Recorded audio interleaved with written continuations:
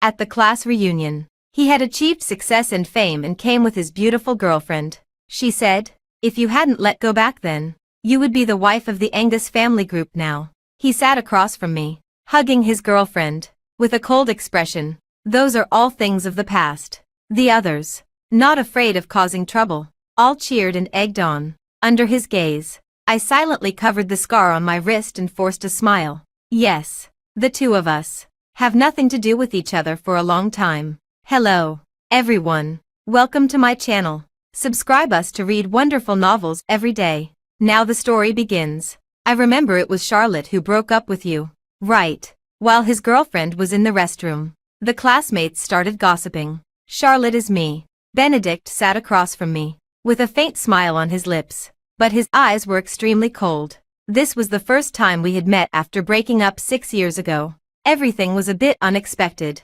I only came because the class monitor said Benedict wouldn't be here. I didn't expect to meet him here. Now, Benedict has achieved success and fame. He is an outstanding young entrepreneur in the city and a returnee talent. He is dressed in a suit, with a handsome appearance. The watch on his wrist alone is worth a fortune. Everyone fawns over and respects him. In contrast, I am not as good as before. It was indeed her who initiated the breakup. Benedict answered the others' questions calmly. Everyone had their own speculations. It was nothing more than that I was materialistic, couldn't stand the hardship, bet on the wrong person, and lost everything. Charlotte, I heard that the guy you were with later got imprisoned. Right. You even took on his debts. Are you here to ask for money at this class reunion? Amidst everyone's sarcasm, Benedict's calm and deep eyes remained fixed on me. Without saying a word, I smiled awkwardly and didn't answer. The door was pushed open, and Benedict's girlfriend came back in. Sensing the strange atmosphere, she asked with a smile, "What happened while I was gone?" Benedict, who had been silent before, gently took her hand in a warm manner. "It's nothing. We were just reminiscing about the old days." She calmly took her seat, her gaze fixed on me. A dimple appeared at the corner of her mouth as she smiled. "Benedict told me about you. If you hadn't let go back then, you would be the wife of the Angus family group now." Many people's eyes showed schadenfreude. Back then, the Charlotte family was extremely prosperous. Wherever I went, I was surrounded and admired. This jealousy wouldn't fade away with time. Instead, it would become the reason for them to kick me when I was down many years later. Benedict broke the awkwardness with a cold and irresistible voice. "Those are all things of the past." Everyone fell silent, understanding that the big shot didn't want to continue this topic, and they started talking about other things. His girlfriend toasted me. "Thank you for the favor of letting go. You must come to our wedding." I silently covered the scar on my wrist and numbly said, "Congratulations. Why didn't you explain it clearly to him?" On the phone, my best friend Emily was speaking up for me. The class reunion ended early. Wrapped in a coat, I stood in the cold wind, exhaled a puff of hot air, and said, "He has a girlfriend now." There was a pause on the other end of the phone. "He has a girlfriend." Emily couldn't believe it. "Yeah." The classmates left in groups. The light from the street lamps reflected on the snow, looking like broken glass. "It's a pity that you finally met him after trying so hard for so long. Emily, no one will always be waiting for you in the same place. Some words, if not said at that time, will be of no use other than causing disgust if said later." The cold wind made my eyes cold and painful. I blinked my sore eyes and said, "I give up." Even though I had tried so hard for so many years, struggled out of the quagmire, and wanted to meet him in the most decent way, it was already too late. "Okay, then let's talk when you come back." The temperature before the spring festival had dropped below zero, and it was difficult to get a taxi. After standing for a while, my hands were frozen stiff. My phone showed that I was still in the queue. There was the clicking sound of high heels coming from behind, accompanied by a woman's gentle voice. "Benedict, the snow is really beautiful. It's cold outside. Go to the car first. I'll come over later." Benedict's voice was very distinctive. "Then hurry up." When the woman passed by me, she gave me a meaningful look. Then she walked towards a short distance away and opened the car door. Her movement just exposed the bracelet on her wrist, which was particularly dazzling. That was the family heirloom of the Angus family. It used to be on my wrist. When we broke up, I asked someone to return it to Benedict. So she was not just a girlfriend but also a fiancée. The crowd had all left. And only he and I were left. The taxi I called hadn't arrived yet. Benedict always stood behind me, without saying a word. The two of us were silent like this, and there were two overlapping shadows under the street lamp. My thoughts were in a trance and went back to that year. On the night we broke up, Benedict had a car accident on his way to meet me. His brother called, with an unfriendly tone. "Brother Fu is in the hospital. Is he in danger of losing his life? Wouldn't you come if he wasn't? Please take good care of him. Charlotte. He got the quota to study abroad. He will surely make a success of himself sooner or later. Why can't you wait a little longer? Do you need money that badly? You can't pay back in several lifetimes what he has done for you. Have you forgotten all of it?" His brother almost broke down on the phone and was on the verge of calling me an ungrateful person. The phone was suddenly snatched away from him, and it was slammed down. It could be said that I left him behind. It was normal for him to hate me. "How much do you owe?" Benedict pulled me out of my memories with a cold tone. "It has nothing to do with you." I took a breath of cold air. My throat, which had been irritated by the wine, hurt, and I suddenly started coughing. The cold air cut through my trachea, causing intense pain. I bent over, holding onto the street lamp post. The wine I had drunk began to churn in my stomach, making me cough until tears streamed down my face. Benedict stood beside me, watching coldly. The taxi slowly stopped in front of me. The driver stuck his head out and asked, "Are you going to River Mansion?" "Yes." I braced myself on my knees, stood up, and took a breath to open the car door. Suddenly, someone grabbed my arm and dragged me over. I accidentally bumped into Benedict's arms. He asked, "What are you going there for?" "River Mansion is a wealthy neighborhood, and it doesn't let people in easily." I carelessly tried to push Benedict's hand away, but he grabbed my wrist in return. His burning body temperature touched my skin and spread to my heart. I struggled a couple of times but couldn't break free. Looking up at Benedict's dark and unreadable face, I said, "What do you want to say, Mr. Benedict?" He pursed his lips. His black eyes were deep and calm, and it was hard to see his emotions. The cold wind howled and messed up my hair. I raised the corners of my mouth and said what he was thinking. "You, like others, think the money I earn is not clean, right? Is $50,000 a month enough?" Benedict interrupted me with a cold face. "What do you mean?" Finally, a layer of mockery appeared in Benedict's eyes. "Aren't you short of money? $50,000, $100,000. If it's not enough, you can name your price." I suddenly raised my hand, and a loud slap resounded through the night. A clear handprint appeared on Benedict's face. A woman's scream came from a distance. She opened the car door and rushed out. "Live your life well and don't meddle too much." I left this sentence and got in the car and left. "You hit him." Emily poured me a cup of hot water. "Yeah, he wanted to keep me as his mistress." I curled up on the sofa, enduring the waves of stomach cramps, and slowly drank the water. After a while, I suddenly turned around and ran to the toilet to vomit. Emily patted my back. "You have a bad stomach but still drink alcohol." I took a few breaths, wiped off the water stains on my lips after rinsing. My esophagus was burning. "Is it worth it to like someone for so many years?" I looked up and stared at myself in the mirror with wet eyelashes. My black hair was wet and stuck to my forehead, and my face was a bit pale. Emily's complaints came from far away, and I couldn't hear them clearly. If you hadn't broken up with him so heartlessly, where would he be today? I thought of Benedict's fiancée again. Compared to me, she had a radiance and brightness. Vaguely, I remembered that I was like that many years ago. It's just that I fell so miserably later. By the time I climbed out of the gutter, everything had changed. When Emily finished her work at Mansion, we held hands and walked on the way back to the rental house. I suddenly received a call from Benedict's brother. "Charlotte, if you're in trouble, I can arrange a job for you." I didn't say anything and waited for him to continue. "They're getting married next month. Charlie is a nice person, and her family background is not bad. I won't bother him anymore. Don't worry." He was silent for a while and then made a futile explanation. "We just want Benedict to have a better life." Yeah, all my friends back then, without exception, stood on Benedict's side.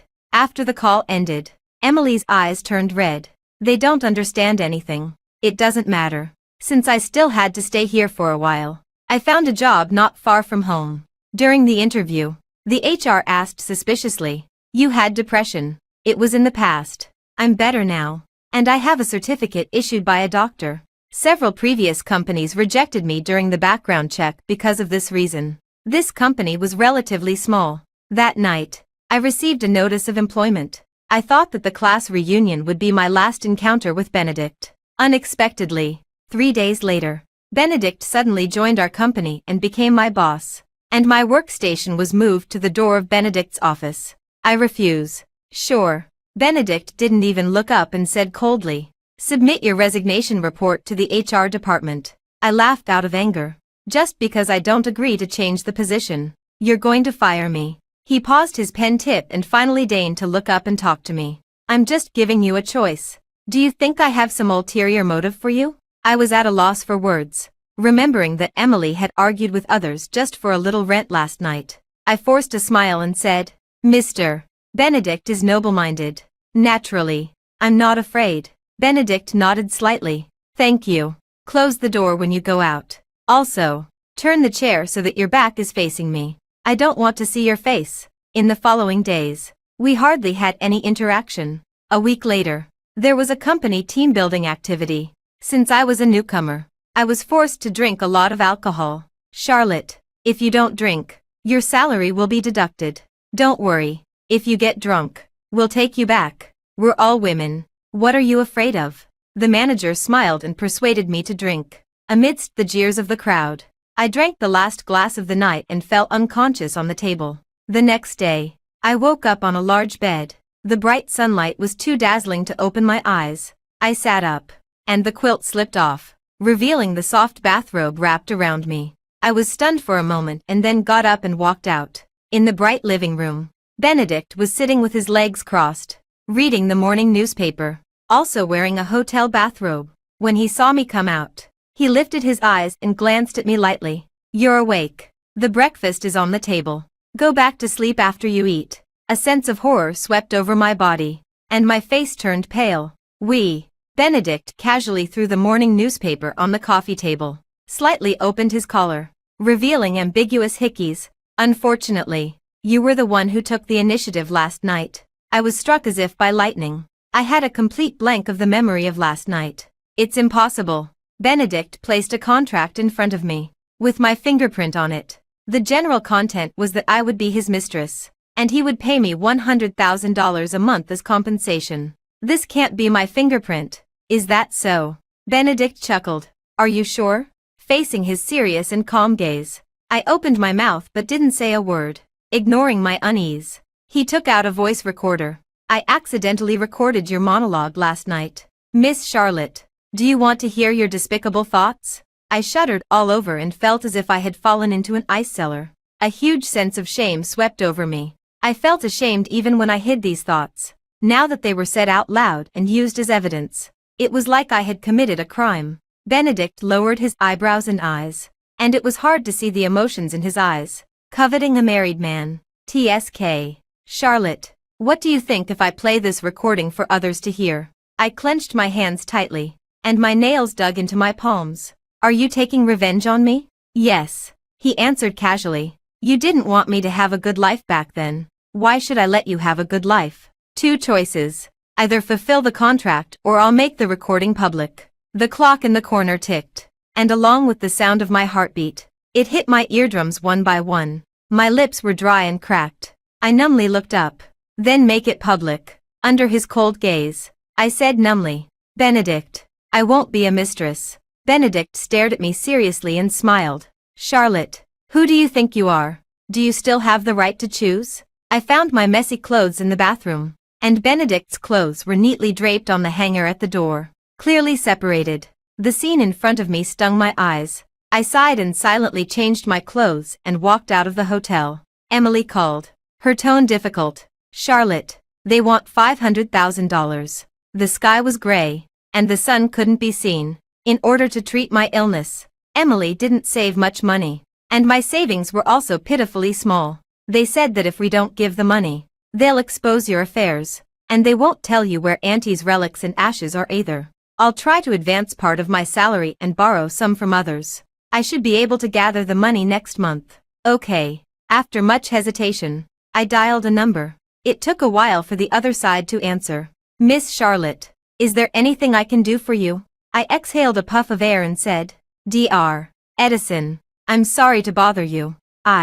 It seemed that Edison was very busy. After several twists and turns, he finally reached a quiet place and patiently asked, Are you in trouble? I took a deep breath. Can you lend me $400,000? This was the first time I had ever borrowed money from someone. After I said it, my whole body felt like it was on fire. There was suddenly a commotion on the other side. Dr. Edison, there's an emergency surgery. Got it. I didn't have high hopes either and was prepared for him to hang up the phone directly. At the last moment, Edison briefly said, Send me your bank card number. I'll transfer the money to you today. After that, the phone call ended. The sky was still overcast and gray. The cold beeping sound of the phone suddenly seemed to carry some warmth. In the evening, the manager knocked on my desk. We're having dinner with clients tonight. You're coming with us. A few hours ago, I had just advanced 1 month's salary from him, adding the borrowed money and my previous savings.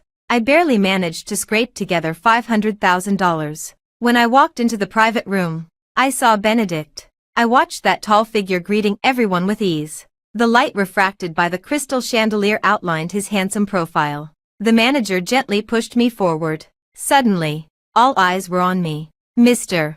Benedict, is this person from your company? Benedict glanced casually and smiled. Yes, a new employee. What kind of new employee requires Mr. Benedict to bring along personally? She has a nice appearance. During the small talk, everyone took their seats. The manager arranged for me to sit next to Benedict and whispered, Be smart tonight. Block the alcohol when you need to. The others asked subtly, Mr. Benedict, can this new employee of yours drink or not? Before Benedict could answer, the manager quickly replied, She can drink. She can drink. After that, he pushed a wine glass in front of me. Make a toast first. Benedict smiled but remained silent, gently tapping on the table. I picked up the wine glass, held my breath, and drank it all in one gulp. The pungent wine rushed recklessly into my esophagus, igniting a fire all the way and churning in my stomach. Everyone cheered. Just as they were about to continue pressing me to drink, Benedict spoke up and changed the topic. Where were we just now? Let's continue. During the meal, the atmosphere was lively. Many people wanted to toast Benedict, but he used the excuse of having a bad stomach and didn't drink a single sip. In the end, the manager found ways to pour all the wine into my stomach. Finally, I couldn't hold on any longer and went to the restroom. The faucet at the sink was turned on. I kept retching, and my hair became loose, falling into the sink. In a short while, it got wet. After sending a text message to Emily, I completely ran out of strength. I lowered my head and lay on the sink, breathing heavily with my eyes closed. There were unhurried footsteps outside the door. The door was pushed open. I thought it was some woman coming to use the restroom. Unexpectedly, Benedict's voice came, calm in tone. Can't you hold on already? I gathered my strength, propped myself up, and staggered to move aside and walk out. But Benedict grabbed my arm and dragged me back. His big hand stroked the back of my neck. It was scorching hot. Let go of me. The stomach acid had corroded my throat, and I felt pain with every word I said. Benedict easily dragged me in front of the mirror, made me face the mirror, lifted my chin, and sneered. Take a good look at yourself. Going out in this state, aren't you afraid of being targeted by someone with ulterior motives? In the mirror, my eyes were moist. My cheeks were flushed. My hair was messy and hanging by my ears, and my collar was open. Benedict looked at my body through the mirror with his deep eyes. Without any restraint, I closed my eyes and trembled slightly all over. Who else could have more ulterior motives than you? Benedict chuckled and kissed my ear. Come back with me tonight. Okay. Get lost. He mercilessly blocked my mouth, wantonly squeezing the oxygen out of my lungs.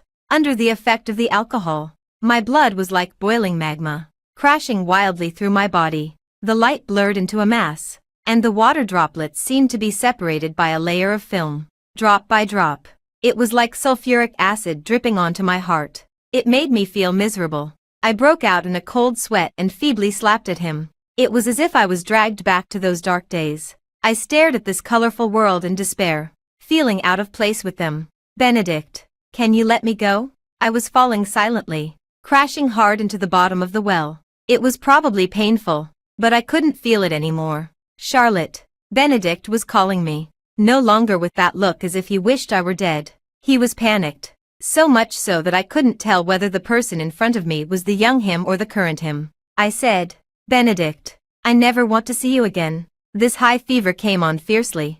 My consciousness was hazy, and my whole body ached terribly. I curled up in the quilt and kept shivering. The north wind howled outside the window. In a daze, I dreamed of that year. I lay on Benedict's back and asked, Benedict, what if I die? He carried me steadily forward and coaxed me softly. Don't talk nonsense. It's just a fever. You'll be fine after getting the injection. Hey, is your living expense enough? The injection is very expensive. It doesn't matter. How can it not matter? How many part-time jobs are you doing? Benedict didn't answer. He put me down at the nurse's station, squatted in front of me, and said seriously, as long as you're safe and sound, it doesn't matter what happens to me. I curled up in the thick down jacket and said hesitantly, when Mom and Dad stop arguing, I'll ask them for the living expense to pay you back. Benedict stroked my hair, his eyes gentle. Trust me, we'll have money in the future. But I didn't stay safe and sound as he hoped. On the night Benedict went to another province to participate in a competition. When I got home, I pushed open my parents' bedroom door. My father was shielding another woman in his arms. My glamorous life started to crumble from that moment. Then came the intense quarrels between my parents. My father left without saying goodbye, and the Charlotte family was deeply in debt. One late at night, those middle-aged men who came to collect the debt knocked on the door. The swaying light overhead, the men's excited shouts, the dull pain on my skin and the disgusting touch, as well as my mother's heartrending curses, mixed together like a mess and churned in my mind. The scene was like pressing the fast-forward button. My mother was driven to death in the bathtub by the creditors. Emily found me half-naked and took me to the distant South City. On a rainy and gloomy day, I curled up in the corner of the hospital, wearing mourning clothes and looking disheveled. She has a family history of hereditary depression. Does she have any other relatives? Emily looked at me worriedly. She has a boyfriend who is participating in a competition in another place. Inform him to come here. The doctor's words, mixed with some professional terms. She has an obvious suicidal tendency now, and the treatment is very difficult. She can't be left alone for several years. The family members should be prepared for a long-term battle.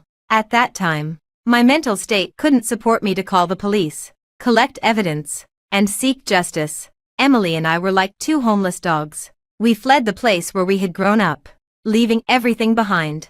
On the same day, on the list of award winners of the competition, Benedict's name was the first. He got the quota to study abroad. He called. When I picked up the phone, there was the howling wind on the other side. Charlotte. Benedict's voice was extremely gentle. I lived up to your expectations. In 3 years, I'll marry you. I looked at the slowly closing iron gate and could no longer find my way home. Benedict, I might not be able to be with you anymore. I held back my sobs, and tears quietly fell. He held his breath. Why? I opened my mouth, and at that moment, I hesitated. His future was bright. Did I really want to selfishly trap Benedict's entire later life in the rainy South City? Outside the window, a girl was crying bitterly through the fence. The boy's face showed a sad numbness and disgust. I saw how love disappeared from his eyes, which was despairing. The wind blew up my hair, revealing the dark blue bite marks and pinch marks under my neck. I wiped away my tears and said, Benedict, take care of yourself. Let's just end it. There was the ticking sound of the medical equipment in my ear. The setting sun shone through the gaps in the blinds and fell on the sofa not far away, like a layer of beautiful gold dust. I blinked, and the nightmare gradually faded away. I sat up. A man was sitting on the sofa, quietly peeling an apple with his head lowered. His fair and slender fingers were very dexterous. In a short while, a whole apple appeared, round and clean. It was Benedict. He heard the movement, looked up, met my gaze, silently stood up, and pressed the bell. The doctor quickly came in, shone a light on my pupils, and after confirming that I was okay, turned to Benedict and said, She can't keep up with her nutrition. in her daily diet. You can focus on supplementing some protein. Benedict nodded. Thank you. The door closed. He walked to the bedside and handed me the apple. Don't think about anything. Just focus on getting better. I didn't take it. Instead, I got out of bed and rummaged through the cabinet on my own. My phone was gone, and there were no clothes to wear outside. He let me rummage around in the ward. Benedict, what do you want to do? I stood barefoot on the ground. A beam of sunlight shone in, and my pale and haggard face was reflected on the glass.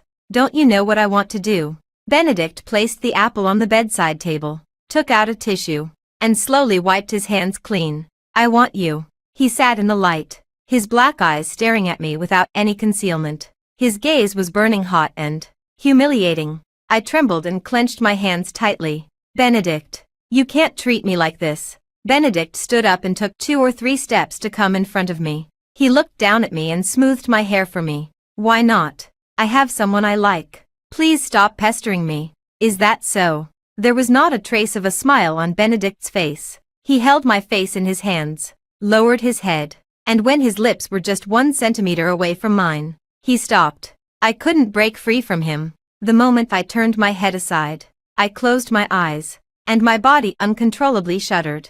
Benedict smiled, and his cold voice poured into my ears. Charlotte, you're lying. The private hospital was located in the suburbs, and outside the window was an endless stretch of woods. I couldn't get out, and I couldn't contact anyone either. I once tried to ask the doctors and nurses for help, but they said they were powerless. Benedict came every day. Most of the time, it was in the evening. He would arrive in a hurry and talk to me for a while. I was very resistant to his affectionate gestures, and Benedict didn't force me. Recently, I always dreamed of the past. At that time, I used to talk about Benedict's name all day long. I said, Benedict, you will definitely become rich and successful in the future. Benedict sighed silently. What flavor of milk do you want today? Banana flavor. As a result, in order to buy me banana milk, the top student Benedict skipped class for the first time and was caught by the teacher. Later, when we went to university,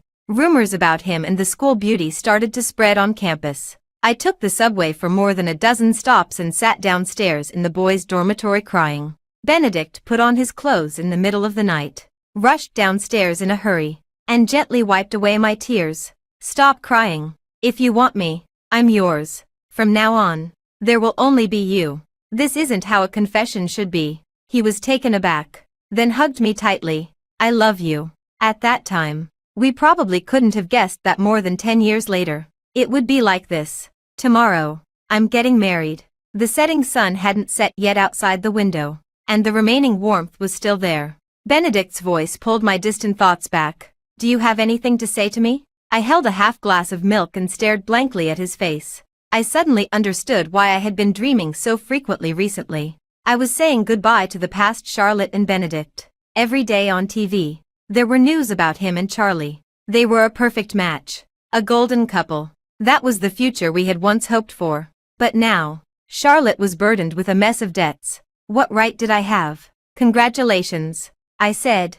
Have a baby soon. Benedict's hand that was peeling the apple paused. The blade rubbed against his finger pad, and blood quickly seeped out. He was stunned for a moment, took out a tissue to press on it, and then smiled with his head lowered.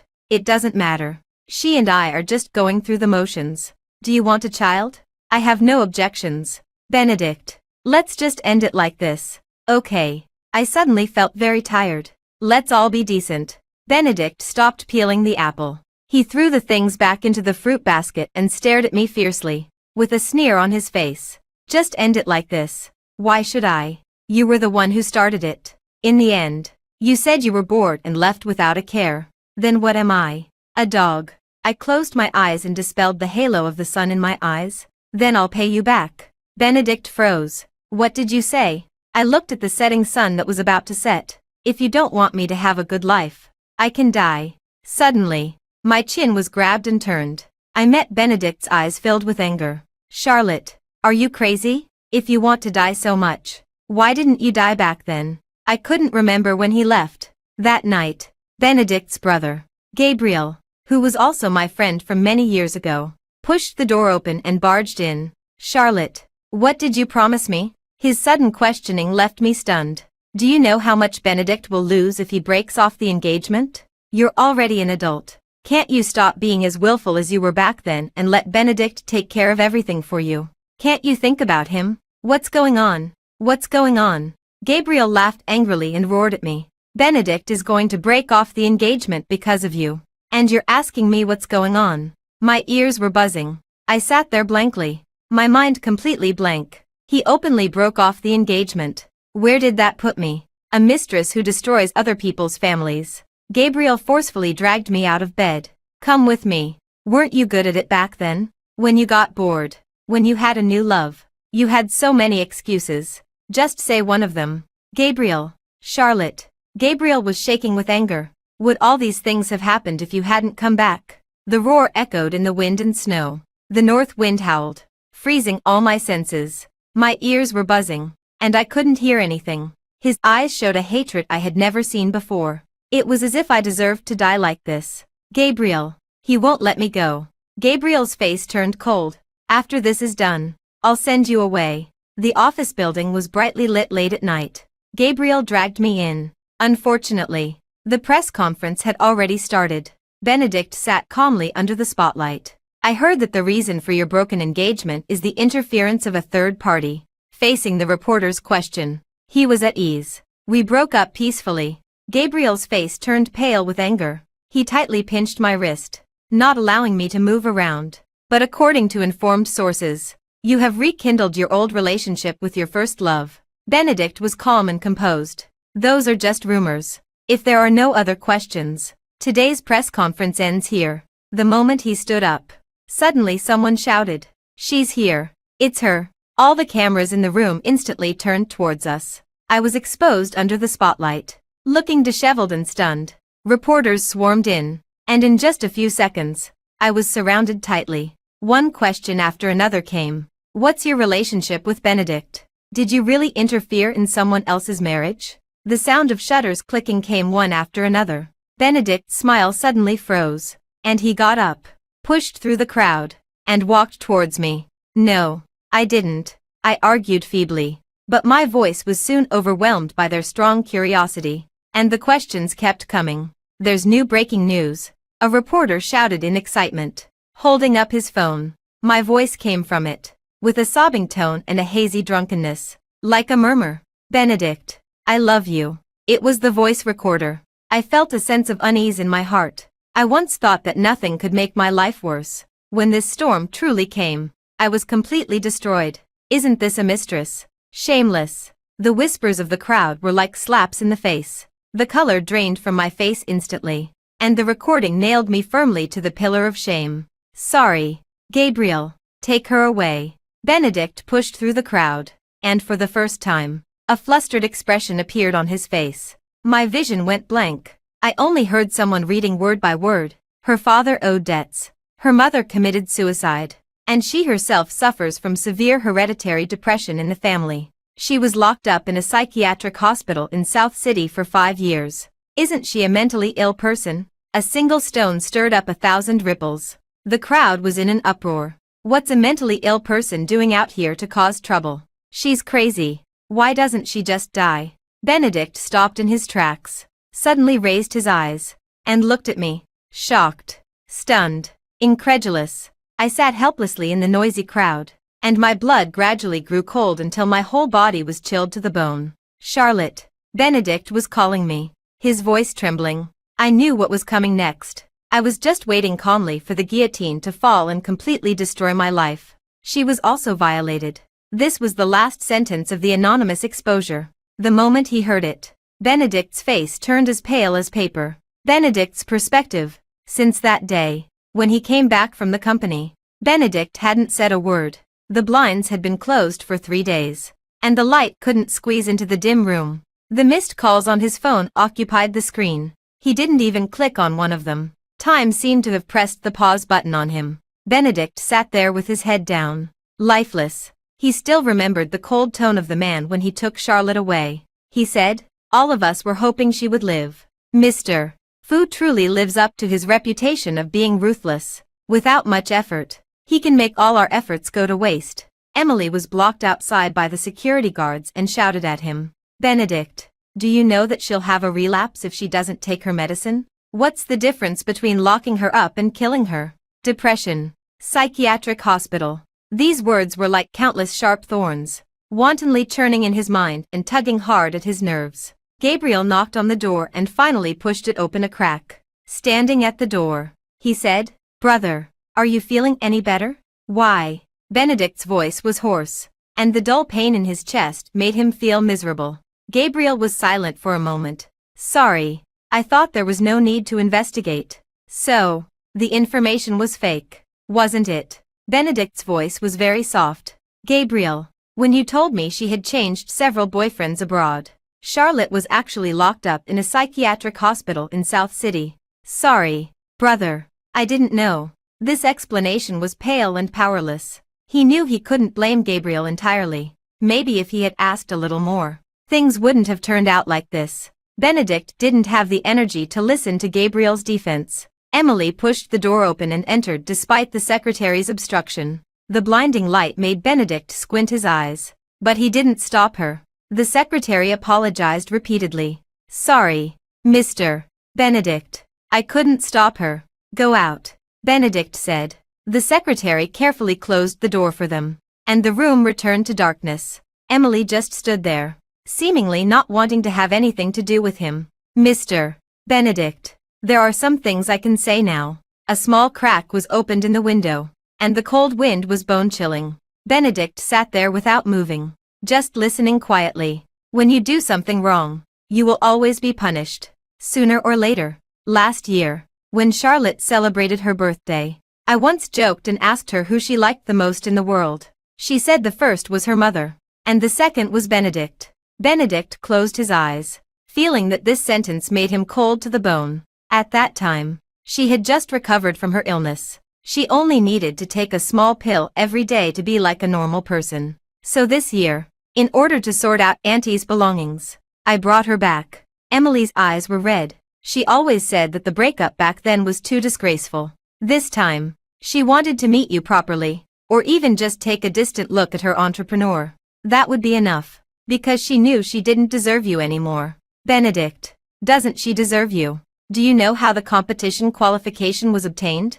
Benedict's hand slowly tightened, as if he could see the truth that was enough to crush him. It was already predetermined at that time. It was Charlotte who wrote the letter of complaint, demanding fairness and openness. That the quota fell on you. But correspondingly, she offended a lot of people. So later, after her father ran away, she and her mother were harassed by many people. That invisible big hand choked Benedict's neck, and he couldn't breathe from the pain. She had been bullied. Was it because of this? Emily continued. At that time, you were participating in a competition in another province and probably didn't call back for about a week. So you should have no idea that everything here had turned upside down. The Charlotte family collapsed. Her father ran away with his mistress, and a bunch of debt collectors blocked the door every day, wanting the lives of Charlotte and her mother. Auntie committed suicide, leaving Charlotte to be bullied, and then she had a relapse. At the worst time, I didn't dare to take my eyes off her for even a second. She was tortured beyond recognition at that time. Emily stared at Benedict fiercely. When you had the car accident, Charlotte cried and begged me to let her die. How could she move on? Benedict's face was ashen, and he closed his eyes. The memories of the past few months had been torturing him mercilessly. He had acquiesced in the manager getting Charlotte drunk and sending her to his room. He had lured her to reveal her true feelings after she was drunk and had even insanely forged a fake agreement that had no legal effect, just to see her torn and painful expression. He had humiliated and teased her again and again. Finally, he had stubbornly locked her up in a private hospital in the suburbs. Emily had come to see him many times, but he had refused to meet her. He had asked her if she was crazy and why she didn't die back then. Charlotte's eyes had gradually become empty, and she often stared at him without moving. He had mistakenly thought that she still loved him at that time, but now that he thought about it, Charlotte had been silently questioning how he could treat her so heartlessly. "Why didn't you tell me?" Emily burst into tears. How could I explain? She was ill, and staying alive was a luxury for her. The only thing she could do was to prevent the people she cared about from being dragged down by her. She valued your studies more than anything else. That competition was your chance to turn things around. An opportunity she fought so hard for. She just wanted you to be okay. Benedict. Does she deserve to die? Does she deserve to die? This sentence was like a heavy hammer, hitting Benedict's heart hard. It was him who had pestered her, tortured her, and laughed at her. It was him who knew she was educated and used the contract to insult her. It was also him who deserved to die. We tried many ways to make Charlotte want to live. In the end, we found that only one thing worked for her. Benedict suddenly didn't dare to listen anymore. Emily smiled bitterly and said, "Your name." She always remembers her entrepreneur. When I left at that time, I joked with Emily that I would never come back to this place. It turned out that you shouldn't make promises lightly. I was ill again. Only in winter is it a bit drier in South City. In previous years, it always rained freezing rain. But this year, it unexpectedly snowed. When the doctors and nurses were chatting, they said, "It's a cold winter this year. TSK. The Earth's climate is becoming less and less suitable for human survival." It was almost the spring festival. The branches outside the window were bare, with not a single leaf left. I pressed my face against the window glass, and my breath created a layer of mist. "There's a person downstairs. He stands there every day. Isn't he cold?" Emily walked past expressionlessly,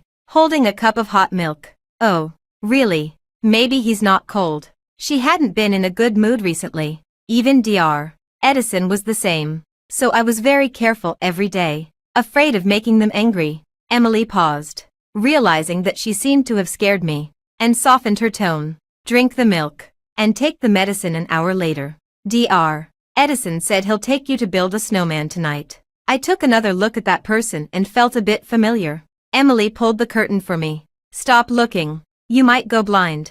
"Okay." I went back to the bed, took the medicine, and then leaned against the pillow and played games. I heard the voices of Emily and Dr. Edison talking outside. Then, he pushed the door open and came in. I quickly hid my phone and sat up straight. "I've taken the medicine." The smell of disinfectant filled the room immediately. Edison's gaze lingered on me for a while and finally settled on my face. "Miss Charlotte, I won't scold you for playing games." I blushed deeply and slowly took out my phone. "How did you know I was playing games?" "I play too, and I'm familiar with the background music." Edison washed his hands, took off his white coat, and looked at me through the mirror with a slight smile. "Aren't you going to get dressed?" I said I'd take you to build a snowman. He was from the thoracic surgery department of the same hospital. I first met him in an autumn. The weather finally cleared up, and I squatted down to pick up a woolen ball that suddenly appeared outside the fence. Edison passed by and looked down at me. I was out of breath. "Excuse me, could you pick it up for me?" He looked up at the sign hanging in the yard and said, "According to the regulations, you can't touch anything dangerous." Seeing that I didn't move, he asked again, "What do you want to do? Play cat's cradle?" Edison looked at the time, squatted down, and said, "Then I'll play with you. After we're done, I'll take the rope away." His lunch break was very short. I quietly reached out my hand through the fence, and we played for a while. When he was about to leave, I said, "Thank you." Later, I met him a few more times. He was very busy and didn't pay attention to me, until one day, he came again and took out the cat's cradle rope. "Sorry, I've been too busy recently." Later, he started chatting with me. "You seem to talk very little." "Yeah, I can't talk too much." "Why?" "I'm ill, and I probably can't say anything happy. I can't dump my emotional garbage on others." Edison stared at me at that time and didn't say anything. Later, he came more frequently. Sometimes he looked very tired. I tried to learn a few jokes and tell them to him. Every time, Edison would look at me gently. He asked, "Charlotte, what's your wish?" "I hope everyone is happy, including myself." I quickly put on all my gear. When Edison put on his down jacket, he took my hand and we went downstairs. There was an access control every few steps here. Only he could take me out. Under the night sky, the snow was falling thick and fast, and my hat soon turned white. Edison handed me a small shovel. "Do your best." "Okay." The cold air somehow made me feel very happy. I carried the shovel and walked around the frozen fountain. When I turned around, I suddenly saw Benedict standing not far away. His eyes were bloodshot, and there was a thick stubble on his chin. He was just looking at me. Benedict. My voice was very soft, and I was a bit surprised. Benedict's lips moved. Charlotte, I was wrong. In the past, I would have asked proudly and arrogantly, what were you wrong about? Now, I just held the snow shovel and lowered my head a bit awkwardly. It's okay. I had gone through so much suffering that my edges and corners had long been worn away. The wind and snow howled in the dark night. Benedict slowly walked closer, squatted in front of me, and his voice was hoarse. How can it be okay? Charlotte, please say something to me. Okay. I thought about it and said seriously, I wish us good health in the new year. At that moment, the color drained from Benedict's face. Tears welled up in his eyes, and he trembled. Don't treat me like this, please. I touched his face. It was very cold. So, just like back then, I held his face in my hands and said seriously, I originally wanted to meet you in a decent way, but it turned out to be a mess. Sorry, it's my fault. Benedict said, if I chose to leave your life. I can't blame anyone else. I spoke slowly and felt a bit sad. At the class reunion, I asked the monitor. I only went because you weren't there. I don't know why he lied to me. I just wanted to hear some news about you and see if you were doing well. Benedict couldn't stop crying. Sorry, it was me. I did it on purpose. Oh, I smiled, not knowing how I felt. Charlotte, I'm sorry. I wasn't there for you when you were going through the hardest times. Benedict held my hands and finally noticed the scar on my wrist. You don't have to be sorry. I didn't want to force you to stay. Many years later, if we had to live a tough life together, we might bring up the past during arguments and calculate who owed whom. I patiently removed the snowflakes from his eyelashes. Benedict, I'm truly happy to see you successful, but I said I would earn money for you to spend. Benedict held my hands. What's the point of having all those things without you? I blinked, my nose turning red from the cold. Look, my scarf cost more than $100. I have enough money to get by. The light in Benedict's eyes faded completely, and he asked tremblingly, we can't go back, can we? Benedict, you have your own life, and I have to go my own way. I won't be going back to City A. How could hurtful words be easily forgotten? Everyone has memories. I was nailed to the pillar of shame. If I went back, every step I took in the future would be like walking on the edge of a blade. It would be 10,000 times more painful than giving up a relationship. Benedict took a gentle breath, grabbed my hands, and warmed them up again, just like he used to. I'm sorry about the recording. I lured you into saying those things. I didn't touch you that night, he said. My eyes grew hot. Benedict, then apologize to me. Say you're sorry. He was in agony, greedily engraving my face into his memory as a final farewell. I'm sorry. I gently patted his shoulder, and in the end, I couldn't bring myself to say, it doesn't matter. Benedict, I hope you have a peaceful and happy rest of your life. The snow in the sky was getting heavier. I turned around, took big strides forward with all my might, and my body was swayed by the wind. The howling wind and snow behind me gradually faded away. I wasn't sure if it was the sound of the wind or Benedict's crying. Edison stood under the dim streetlight, wearing a camel-colored coat with his hands in his pockets. I could vaguely see his clear-cut eyebrows and focused gaze. I walked closer, as if he hadn't noticed anything. He asked, what did you see? I patted the snow off the brim of my hat and looked up, my eyes a bit red. Dr. Edison. Thank you. A few days later, I saw Benedict in the entertainment news section. He had lost a lot of weight. In the interview, he told the media everything he had done. He admitted that he had forced me, and he had also induced me to say the words on that recording. At the same time, he also revealed an agreement. The signatories were him and Charlie. They had a 2-year engagement period, and they would break up peacefully upon its expiration, achieving a win-win cooperation. The two of them hadn't actually planned to get married in the first place. That night was the day originally written in the agreement to hold a press conference and announce the termination of the engagement. This incident undoubtedly dealt a devastating blow to Benedict's company, causing his long-accumulated reputation and status to plummet. Later, Gabriel called me. He said, I'm sorry, Charlotte. I owe you an explanation. He said he had misjudged people. Charlie had acted out of self-interest and exposed my affairs. The creditors who had blackmailed me for $500,000 before. And when I was taken to the private hospital by Benedict and they couldn't reach me, sold the information to Charlie at twice the price. He also said he was worried about Benedict's work condition and asked if I could go back. I gave the same answer. I had said everything I needed to say, and there was nothing more I could do.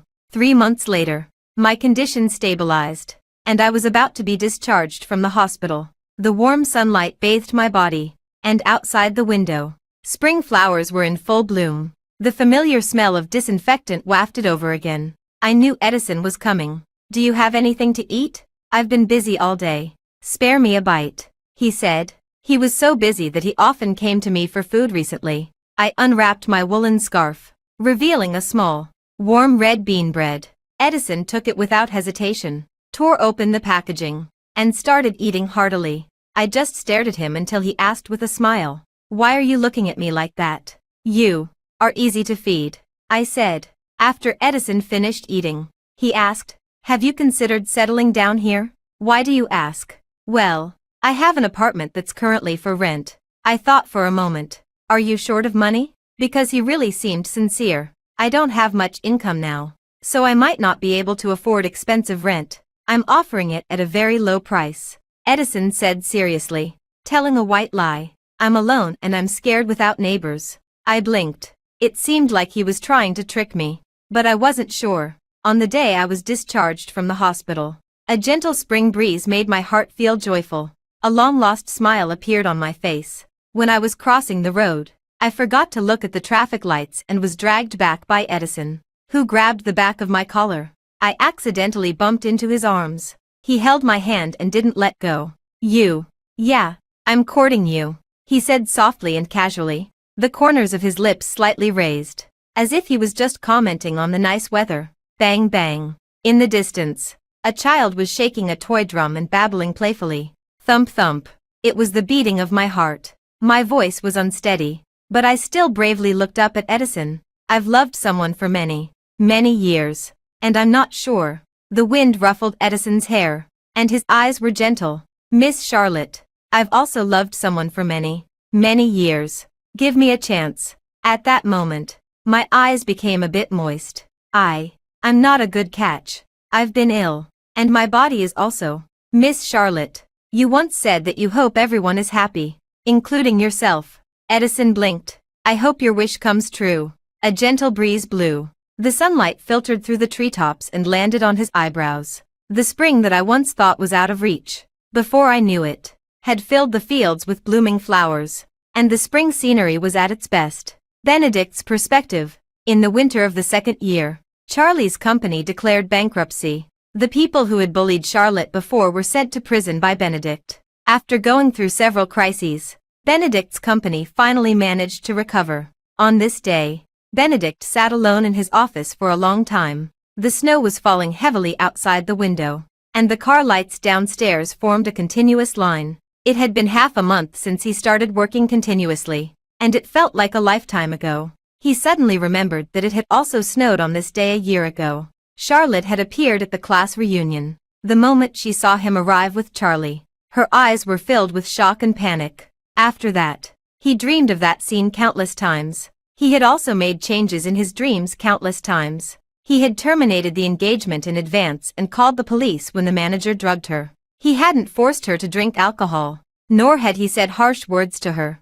Just as Charlotte had expected, he had a decent reunion with her. Charlotte had come back, curled up in his arms at night, telling him about what had happened to her back then, and crying out of grievance. Benedict had held her, kissed her, soothed her, and proposed to her. Later, they had a home. He and Charlotte had taken wedding photos. She had smiled beautifully in the photos, her fingers intertwined with his.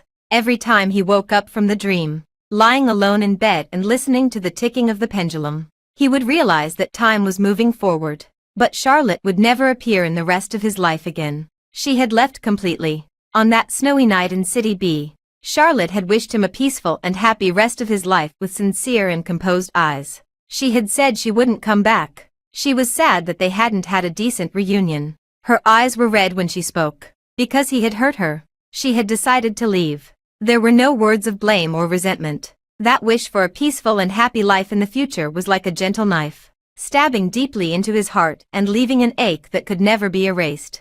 Due to his long-term irregular schedule, he had developed a stomach problem. When it flared up, it was excruciatingly painful. That night, he woke up from his dream again and lay on the cold bed.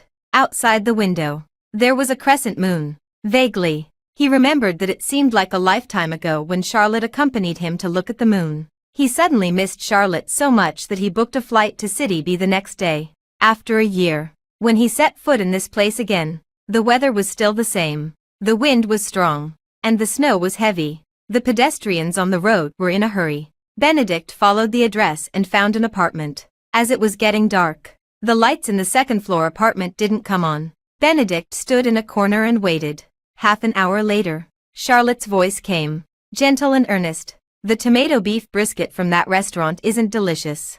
Next time you buy some beef brisket, and I'll make it for you. Emily likes it too. Invite her over to eat." Benedict instinctively looked over, and that familiar figure suddenly came into his sight. She was wearing a small white hat, or maybe it was a small pink or gray hat. Anyway, covered by the snow, it was all white. She had gained a bit of weight and no longer swayed unsteadily when walking in the snow. Next to her was a tall figure, wearing glasses and always looking at her gently. He raised his eyes slightly and his gaze landed on Benedict. Suddenly, he stopped moving. The two men stood there in the wind and snow, not saying a word to each other. "Hey, Edison, did you hear what I said?" It was still the familiar tone, but now it was directed at someone else. Edison retracted his gaze. "I heard you. You want to make tomato beef brisket, but last time you burned the pot, and I haven't bought a new one yet." Charlotte hung her head dejectedly. "Oh, sorry."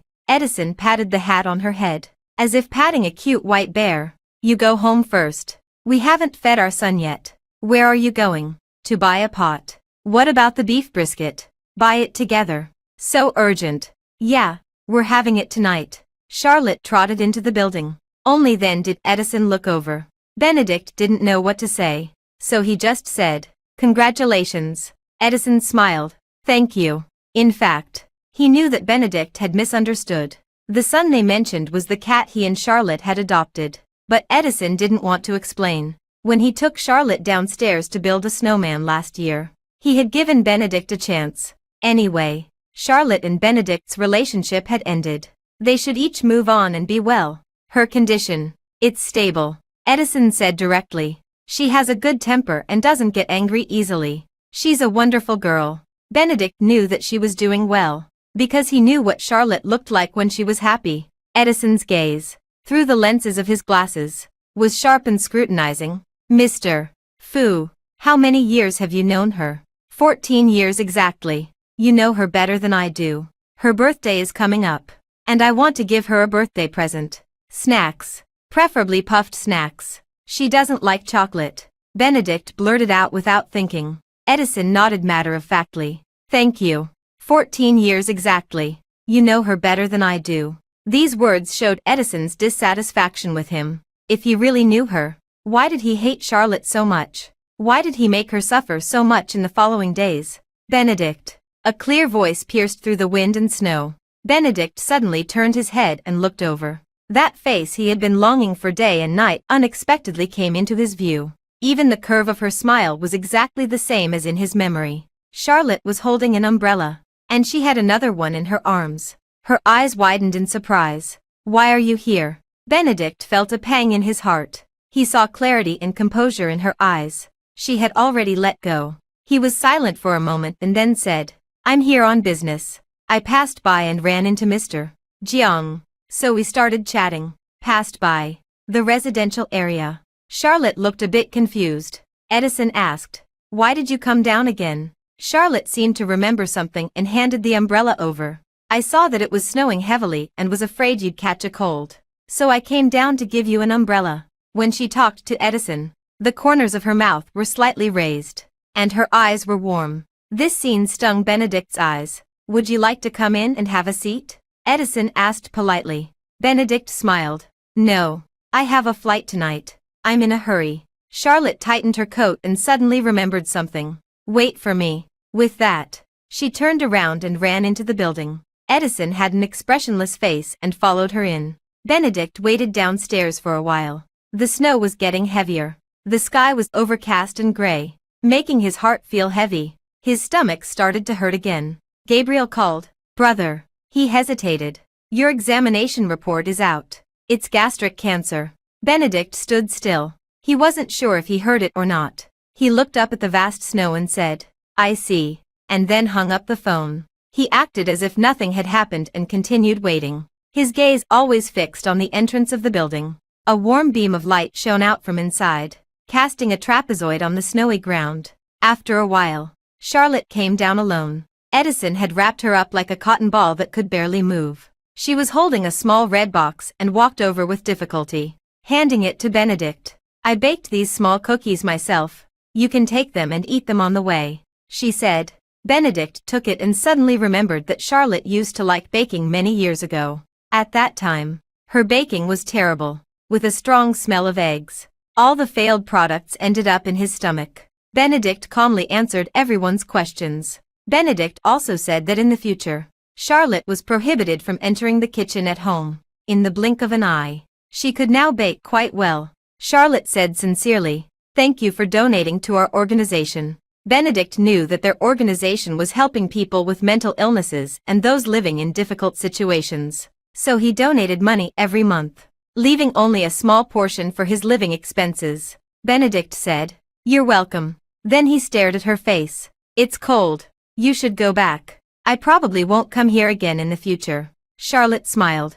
"How could that be? We'll still need to invite you for the awards ceremony in the future." Benedict's throat felt blocked, and he didn't say anything. She turned around, and her snow boots made a creaking sound as she stepped on the snow. Just before entering the door, she turned back and called out to him, "Benedict." Benedict immediately looked up, and his heart suddenly came to life. He waited for her to say something. Then he saw Charlotte smile at him and say, "Happy New Year." It was an ordinary New Year's blessing. There wasn't even a wish for health and happiness. Benedict's heart returned to silence. Standing in the cold wind, he replied, "Happy New Year." The end of the full text.